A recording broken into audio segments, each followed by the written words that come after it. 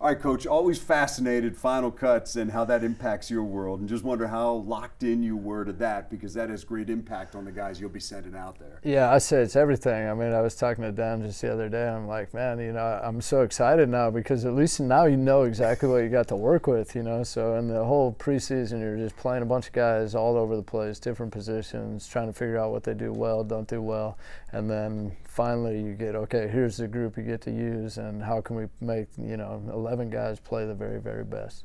But the awesome thing is you work for an organization with a dedication to special teams. You go out and sign a Grant Stewart during the offseason, who's now a captain, which I think is awesome.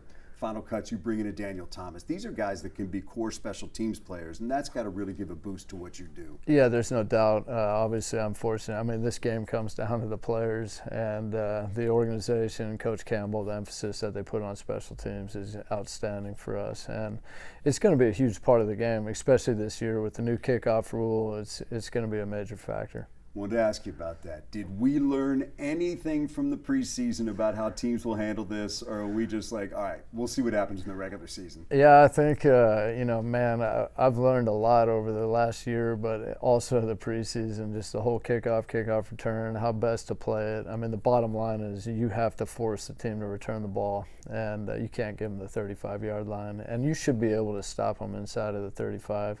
If you're playing well in coverage, you really don't want to hit the touchback, and you want to cover the kick, but there's also going to be some returns out there. So last year, the average return was to 28.5, somewhere in there. Yep, right around that. And teams said, we'll give you the 30. Yeah. So that difference between the 30 and the 35 seems to be everything you're telling me, right? What goes into that thinking? What are the analytics that go into those 5 yards? Yeah, there's no way you're giving them a free 5. I mean, you give them maybe a half a yard, a yard and a half, but over the course of the season, with them just handing the ball to them and saying, hey, we're going to give it to you at the 35-yard line, it's just too much. I mean, with the kickers these days, it's like first down and a half away from being in field goal range. So experience tell you that there is any part of special teams that early in the season you have to be particularly locked into? Yeah, I feel like really in special teams, but in really the whole game, it just really comes down to execution, which is knowing what to do, knowing how to do it, and then going out there and playing hard and fast and having fun doing that. But really just taking care of the basics, playing with good technique, and plays will come your way. The play's going to come your way, and really what ends up happening is a lot of teams end up making the mistake. Packers, what jumps out? Yeah, great.